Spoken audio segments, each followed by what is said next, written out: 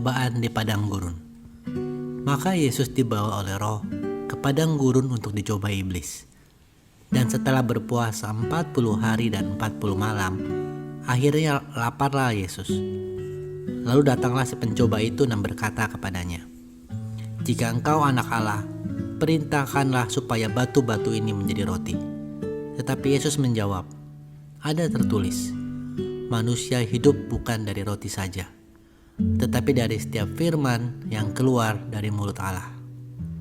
Kemudian iblis membawanya ke kota suci dan menempatkan dia di bumbungan bait Allah. Lalu berkata kepadanya, "Jika engkau anak Allah, jatuhkanlah dirimu ke bawah. Sebab ada tertulis mengenai engkau, Ia akan memerintahkan malaikat-malaikatnya, dan mereka akan menatang engkau di atas tangannya, supaya kakimu jangan terjatuh kepada batu." Yesus berkata kepadanya, "Ada pula tertulis, janganlah engkau mencobai Tuhan Allahmu." Dan iblis membawanya pula ke atas gunung yang sangat tinggi dan memperlihatkan kepadanya semua kerajaan dunia dengan kemegahannya, dan berkata kepadanya, "Semua itu akan kuberikan kepadamu jika engkau sujud menyembahku." Maka berkatalah Yesus kepadanya, "Enyahlah iblis, sebab ada tertulis, engkau harus menyembah Tuhan Allahmu, dan hanya kepada Dia sajalah engkau berbakti." Lalu iblis meninggalkan dia, dan lihatlah, malaikat-malaikat datang melayani Yesus. Yesus tampil di Galilea. Tetapi waktu Yesus mendengar bahwa Yohanes telah ditangkap, menyingkirlah ia ke Galilea. Ia meninggalkan Nazaret dan diam di Kapernaum, di tepi danau, di daerah Zebulun dan Naftali, supaya genaplah firman yang disampaikan oleh Nabi Yesaya. Tanah Zebulun dan tanah Naftali, jalan ke laut, daerah seberang sungai Yordan, Galilea, wilayah bangsa-bangsa lain. Bangsa yang diam dalam kegelapan telah melihat terang yang besar, dan bagi mereka yang diam di negeri yang dinaungi maut telah terbit terang. Sejak waktu itulah Yesus memberitakan, "Bertobatlah, sebab kerajaan sorga sudah dekat." Yesus memanggil murid-murid yang pertama. Dan ketika Yesus sedang berjalan menyusur danau Galilea, ia melihat dua orang bersaudara, yaitu Simon yang disebut Petrus dan Andreas saudaranya. Mereka sedang menebarkan jala di danau, sebab mereka penjala ikan. Yesus berkata kepada mereka, "Mari, ikutlah aku, dan kamu akan kujadikan penjala manusia." Lalu mereka pun segera meninggalkan jalannya dan mengikuti dia. Dan setelah Yesus pergi dari sana, dilihatnya pula dua orang bersaudara, yaitu Yakobus anak Zebedeus dan Yohanes saudaranya, bersama ayah mereka, Zebedeus, sedang membereskan jala di dalam perahu. Yesus memanggil mereka, dan mereka segera meninggalkan perahu serta ayahnya, lalu mengikuti dia. Yesus mengajar dan menyembuhkan banyak orang. Yesus pun berkeliling di seluruh Galilea. Ia mengajar dalam rumah-rumah ibadat dan memberitakan Injil Kerajaan Allah, serta melenyapkan segala penyakit dan kelemahan di antara bangsa itu. Maka tersiarlah berita tentang dia di seluruh Syria, dan dibawalah kepadanya semua orang yang buruk keadaannya, yang menderita berbagai penyakit dan sengsara, yang kerasukan, yang sakit ayan, dan yang lumpuh. Lalu Yesus menyembuhkan mereka. Maka orang banyak berbondong-bondong mengikuti dia. Mereka datang dari Galilea dan dari Dekapolis, dari Yerusalem dan Yudea, dan dari seberang Yordan. Ucapan bahagia. Ketika Yesus melihat orang banyak itu, naiklah ia ke atas bukit, dan setelah ia duduk, datanglah murid-muridnya kepadanya. Maka Yesus pun mulai berbicara dan mengajar mereka. Katanya, "Berbahagialah orang yang miskin di hadapan Allah, karena merekalah yang empunya kerajaan sorga. Berbahagialah orang yang berduka cita, karena mereka akan dihibur.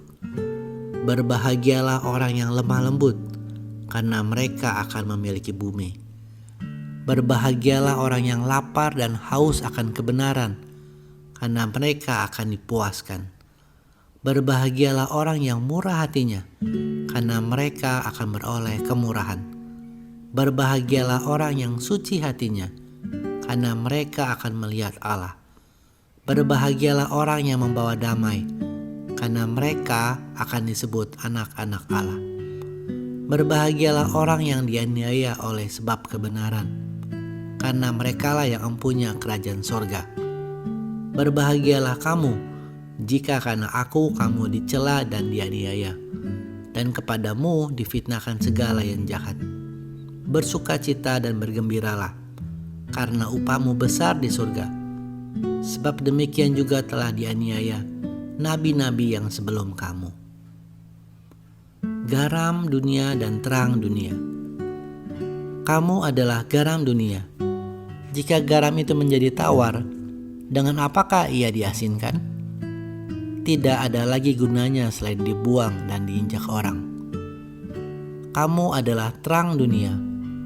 Kota yang terletak di atas gunung tidak mungkin tersembunyi.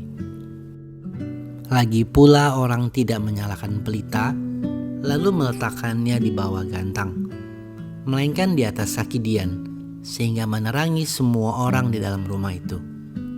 Demikianlah hendaknya terangmu bercahaya di depan orang, supaya mereka melihat perbuatanmu yang baik dan memuliakan Bapamu yang di surga. Yesus dan hukum Taurat. Janganlah kamu menyangka bahwa aku datang untuk meniadakan hukum Taurat atau kitab para nabi. Aku datang bukan untuk meniadakannya, melainkan untuk menggenapinya. Karena aku berkata kepadamu, sesungguhnya selama belum lenyap langit dan bumi ini, satu iota atau satu titik pun tidak akan ditiadakan dari hukum Taurat sebelum semuanya terjadi. Karena itu, siapa yang meniadakan salah satu perintah hukum Taurat sekalipun yang paling kecil dan mengajarkannya demikian kepada orang lain, ia akan menduduki tempat yang paling rendah di dalam kerajaan surga. Tetapi siapa yang melakukan dan mengajarkan segala perintah-perintah hukum Taurat, ia akan menduduki tempat yang tinggi di dalam kerajaan surga. Maka aku berkata kepadamu, jika hidup keagamaanmu tidak lebih benar daripada hidup keagamaan ahli-ahli Taurat dan orang-orang Farisi, sesungguhnya kamu tidak akan masuk ke dalam kerajaan surga. Kamu telah mendengar yang difirmankan kepada nenek moyang kita, jangan membunuh. Siapa yang membunuh harus dihukum. Tetapi aku berkata kepadamu, setiap orang yang marah terhadap saudaranya harus dihukum. Siapa yang berkata kepada saudaranya, kafir, harus dihadapkan ke mahkamah agama. Dan siapa yang berkata, jahil, harus diserahkan ke dalam neraka yang menyala-nyala. Sebab itu, jika engkau mempersembahkan persembahanmu di atas mezbah, dan engkau teringat akan sesuatu yang ada dalam hati saudaramu terhadap engkau, tinggalkanlah persembahanmu di depan mezbah itu, dan pergilah berdamai dahulu dengan saudaramu, lalu kembali untuk mempersembahkan persembahanmu itu. Segeralah berdamai dengan lawanmu selama engkau bersama-sama dengan dia di tengah jalan, supaya lawanmu itu jangan menyerahkan engkau kepada hakim, dan hakim itu menyerahkan engkau kepada pembantunya, dan engkau dilemparkan ke dalam penjara. Aku berkata kepadamu, sesungguhnya engkau tidak akan keluar dari sana sebelum engkau membayar hutangmu sampai lunas. Kamu telah mendengar firman, jangan berzina. Tetapi aku berkata kepadamu, setiap orang yang memandang perempuan serta menginginkannya sudah berzina dengan dia di dalam hatinya. Maka jika matamu yang kanan menyesatkan engkau, cungkilah dan buanglah itu. Karena lebih baik bagimu jika satu dari anggota tubuhmu binasa daripada seluruh tubuhmu dengan utuh dicampakkan ke dalam neraka. Dan jika tanganmu yang kanan menyesatkan engkau, penggallah dan buanglah itu. karena lebih baik bagimu jika satu dari anggota tubuhmu binasa daripada tubuhmu dengan utuh masuk neraka. Telah difirmankan juga, siapa yang menceraikan istrinya harus memberi surat cerai kepadanya. Tetapi aku berkata kepadamu, setiap orang yang menceraikan istrinya, kecuali karena zina, ia menjadikan istrinya berzina. Dan siapa yang kawin dengan perempuan yang diceraikan, ia berbuat zina. Kamu telah mendengar pula yang difirmankan kepada nenek moyang kita. Jangan bersumpah palsu, melainkan peganglah sumpahmu di depan Tuhan.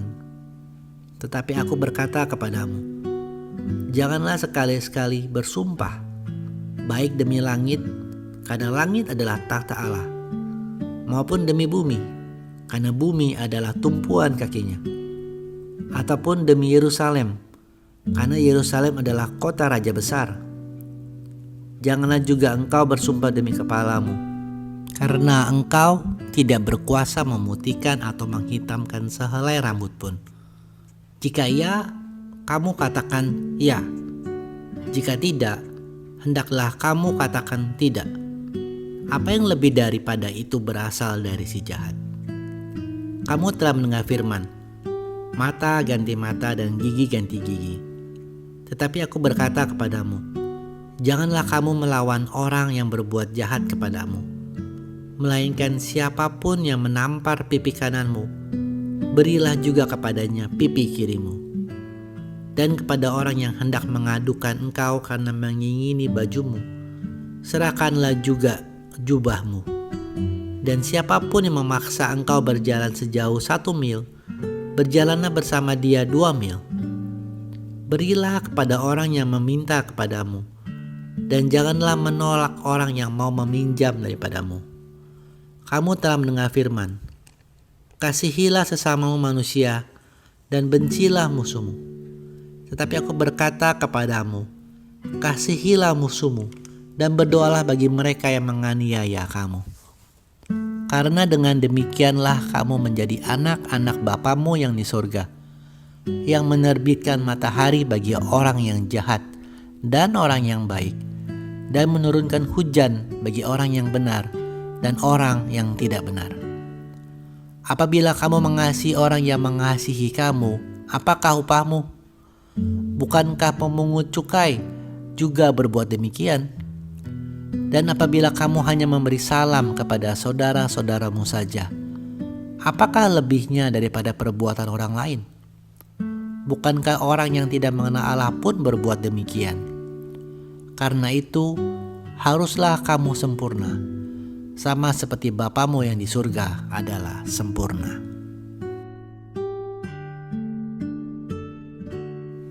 Hal memberi sedekah. Ingatlah, jangan kamu melakukan kewajiban agamamu di hadapan orang supaya dilihat mereka. Karena jika demikian, kamu tidak beroleh upah dari Bapamu yang di surga. Jadi apabila engkau memberi sedekah, janganlah engkau mencanangkan hal itu seperti yang dilakukan orang munafik di rumah-rumah ibadat dan di lorong-lorong, supaya mereka dipuji orang. Aku berkata kepadamu, sesungguhnya mereka sudah mendapat upahnya. Tetapi jika engkau memberi sedekah, janganlah diketahui tangan kirimu apa yang diperbuat tangan kananmu. Hendaklah sedekahmu itu diberikan dengan tersembunyi, maka Bapamu yang melihat yang tersembunyi akan membalasnya kepadamu. Hal berdoa. Dan apabila kamu berdoa, janganlah berdoa seperti orang munafik.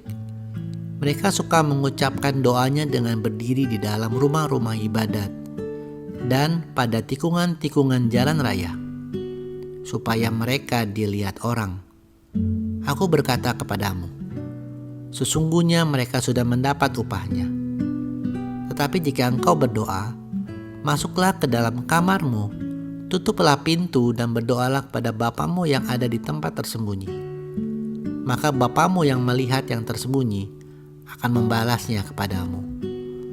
Lagi pula dalam doamu itu, janganlah kamu bertele-tele seperti kebiasaan orang yang tidak mengenal Allah.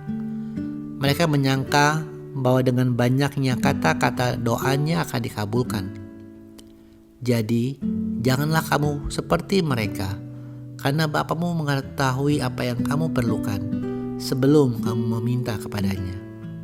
Karena itu, berdoalah demikian. Bapa kami yang ada di surga, dikuduskanlah namamu, datanglah kerajaanmu, jadilah kehendak-Mu di bumi seperti di surga. Berikanlah kami pada hari ini makanan kami yang secukupnya, dan ampunilah kami akan kesalahan kami, seperti kami juga mengampuni orang yang bersalah kepada kami. Dan janganlah membawa kami ke dalam pencobaan, tetapi lepaskanlah kami daripada yang jahat. Karena Engkaulah yang empunya kerajaan dan kuasa dan kemuliaan sampai selama-lamanya. Amin. Karena jikalau kamu mengampuni kesalahan orang, Bapamu yang di surga akan mengampuni kamu juga. Tetapi jikalau kamu tidak mengampuni orang, Bapamu juga tidak akan mengampuni kesalahanmu. Hal berpuasa. Dan apabila kamu berpuasa, janganlah murah mukamu seperti orang munafik. Mereka mengubah air mukanya supaya orang melihat bahwa mereka sedang berpuasa. Aku berkata kepadamu, sesungguhnya mereka sudah mendapat upahnya. Tetapi apabila engkau berpuasa, minyakilah kepalamu dan cucilah mukamu, supaya jangan dilihat oleh orang bahwa engkau sedang berpuasa, melainkan hanya oleh Bapamu yang ada di tempat tersembunyi. Maka Bapamu yang melihat yang tersembunyi akan membalasnya kepadamu. Hal mengumpulkan harta. Janganlah kamu mengumpulkan harta di bumi. Di bumi ngengat dan karat merusakkannya, dan pencuri membongkar serta mencurinya. Tetapi kumpulkanlah bagimu harta di surga. Di surga ngengat dan karat tidak merusakkannya, dan pencuri tidak membongkar serta mencurinya. Karena di mana hartamu berada, di situ juga hatimu berada. Mata adalah pelita tubuh. Jika matamu baik, teranglah seluruh tubuhmu. Jika matamu jahat, gelaplah seluruh tubuhmu. Jika terang yang ada padamu gelap, betapa gelapnya kegelapan itu. Tak ada seorang pun dapat mengabdi kepada dua tuan. Karena jika demikian, ia akan membenci yang seorang dan mengasihi yang lain. Atau ia akan setia kepada yang seorang dan tidak mengindahkan yang lain. Kamu tidak dapat mengabdi kepada Allah dan kepada Mammon. Hal kekhawatiran. Karena itu aku berkata kepadamu, janganlah khawatir akan hidupmu, akan apa yang hendak kamu makan atau minum. Dan janganlah khawatir pula akan tubuhmu, akan apa yang hendak kamu pakai. Bukankah hidup itu lebih penting daripada makanan, dan tubuh itu lebih penting daripada pakaian? Pandanglah burung-burung di langit, yang tidak menabur dan tidak menuai, dan tidak mengumpulkan bekal dalam lumbung, namun diberi makan oleh Bapamu yang di surga. Bukankah kamu jauh melebihi burung-burung itu? Siapakah di antara kamu yang karena kekhawatirannya dapat menambahkan sehasta saja pada jalan hidupnya? Dan mengapa kamu khawatir akan pakaian? Perhatikanlah bunga bakung yang di ladang, yang tumbuh tanpa bekerja dan tanpa memintal. Namun aku berkata kepadamu, Salomo dalam segala kemegahannya pun tidak berpakaian seindah salah satu dari bunga itu. Jadi jika demikian Allah mendandani lumput di ladang, yang hari ini ada dan besok dibuang ke dalam api, tidakkah ia akan terlebih lagi mendandani kamu, hai orang yang kurang percaya? Sebab itu, janganlah kamu khawatir dan berkata, apakah yang akan kami makan? Apakah yang akan kami minum? Apakah yang akan kami pakai? Semua itu dicari bangsa-bangsa yang tidak mengenal Allah. Akan tetapi, Bapamu yang di surga tahu bahwa kamu memerlukan semuanya itu. Tetapi carilah dahulu kerajaan Allah dan kebenarannya, maka semuanya itu akan ditambahkan kepadamu.